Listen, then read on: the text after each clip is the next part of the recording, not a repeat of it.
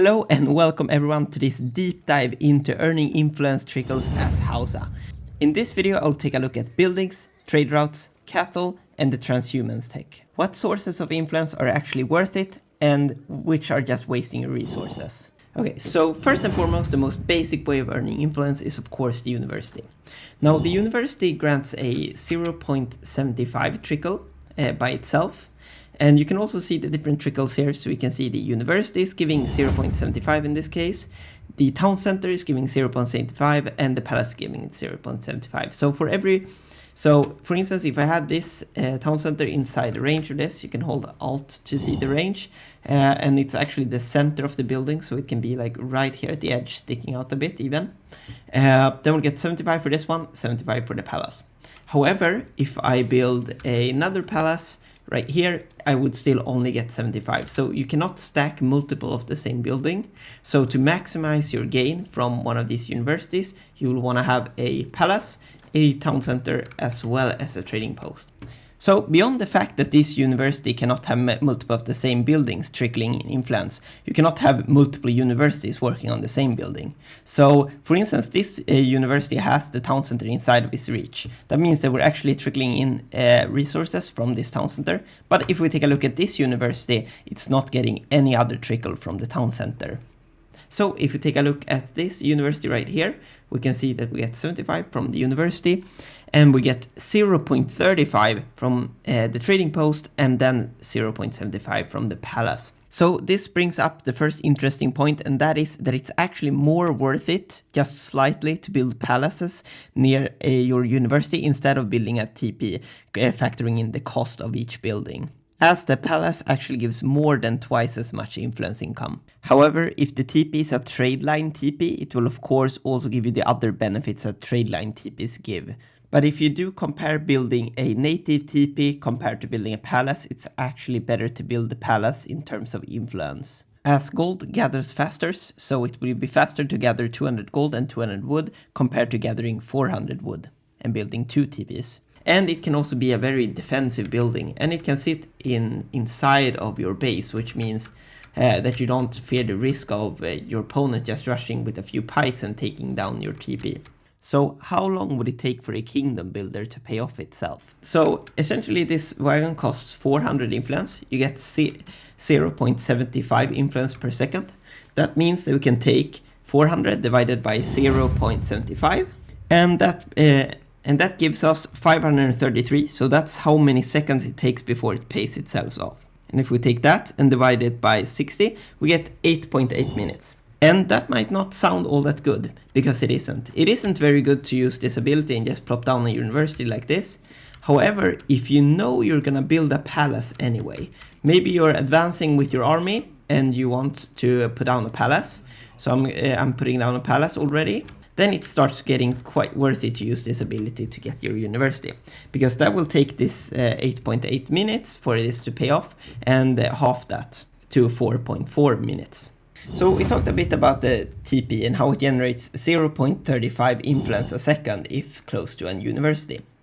But what if you actually upgrade to the Stagecoach and set it to influence? How much value are you actually getting from the TP? So, for instance, on this map, I've timed this trade route taking 42 seconds, and you get 71 influence. That means that if we take 71 influence divided by 42, we get a trickle rate of 1.7 influence per second. I haven't tried this on a ton of map, but in the testing I've done, they seem to land around there at around 1.8 influence a second. So even though trading posts near universities might not be that good in itself, the trade routes are definitely really good when set to influence. However, it's really map dependent, so it might not matter in your match. And secondly, if you have this trade route, it's of course gonna take a lot more energy to protect it and actually keep it, as well as the fact that you're probably upgrading the trade route for your opponent. And that brings me to the next way of earning influence.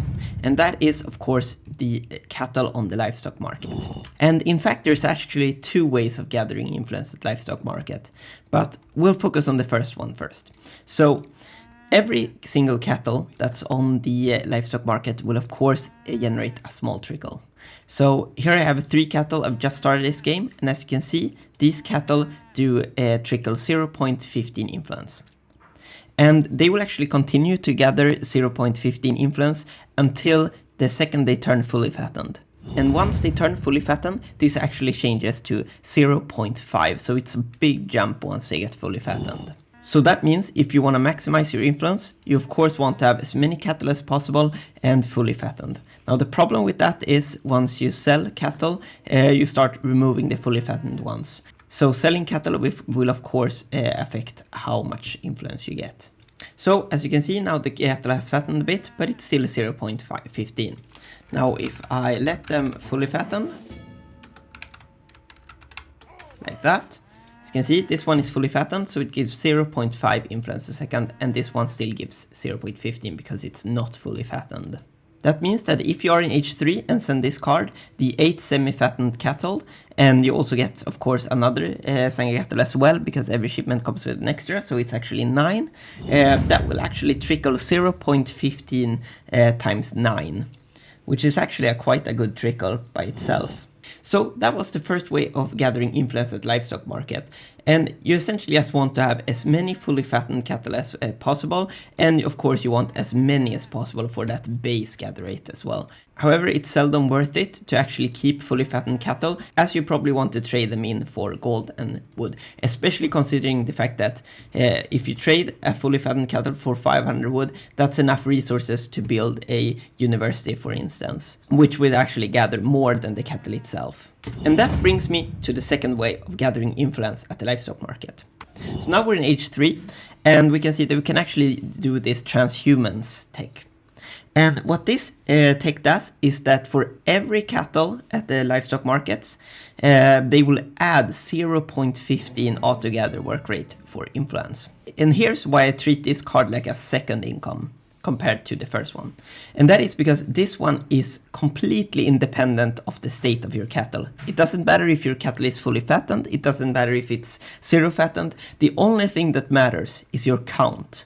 So for every single cattle, you will get 0.15.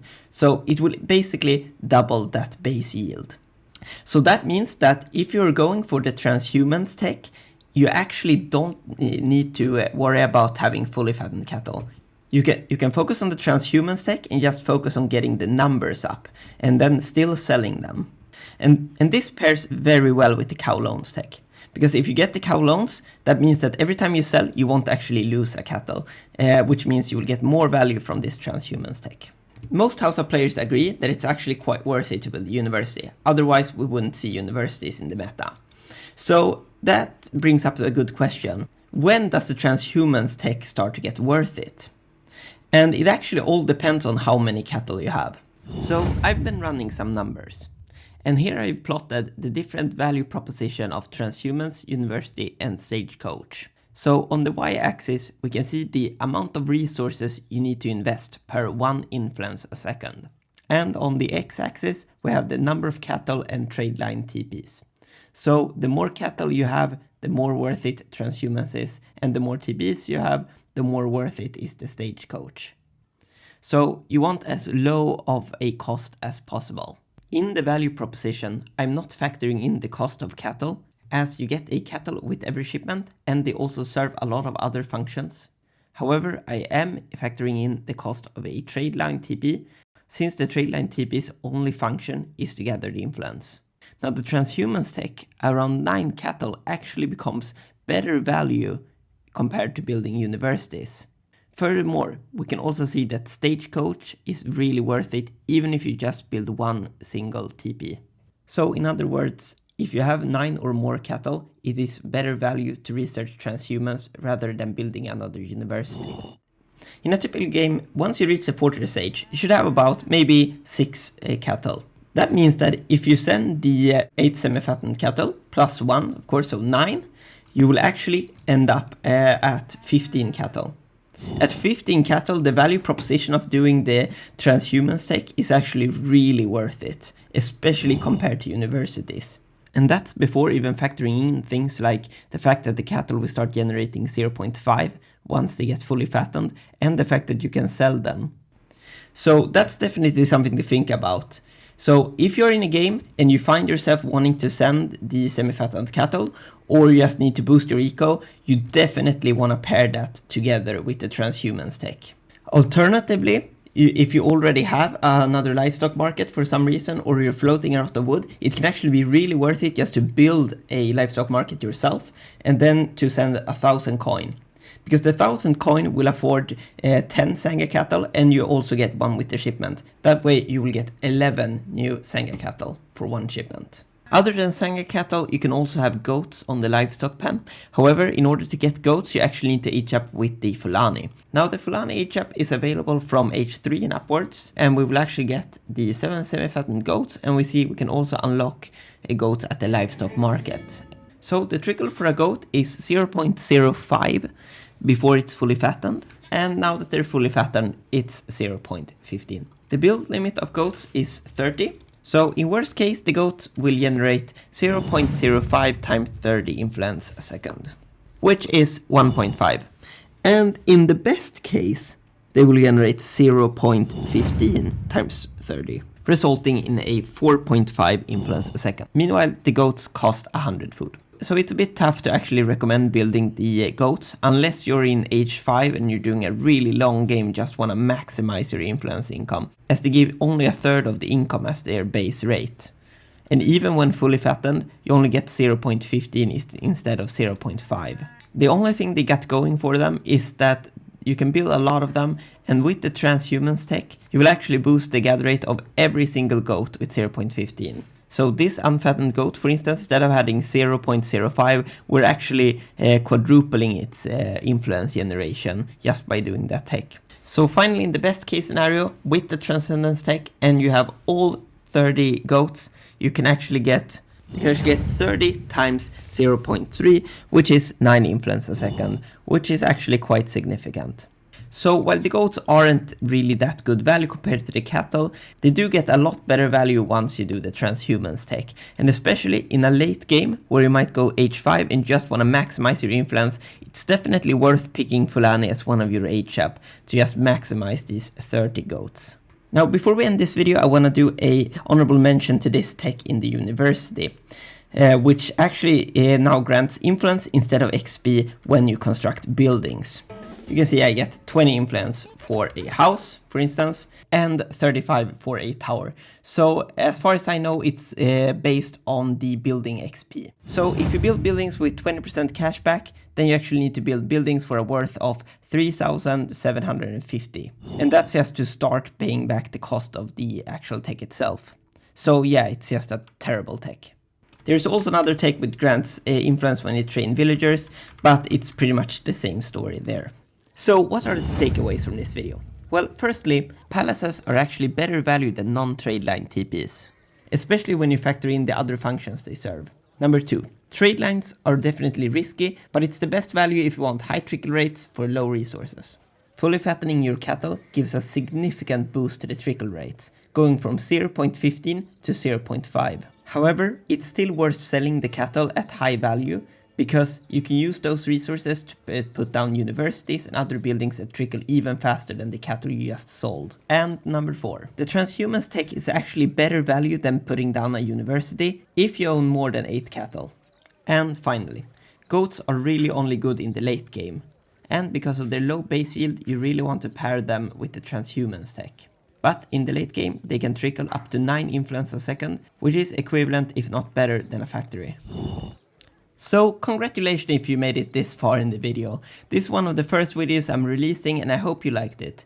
If you want more content like this, stay tuned and subscribe to the channel. Did I miss something or say something wrong? Or maybe you have some thoughts on your own? Please leave a comment down below. I'll see you in the next video.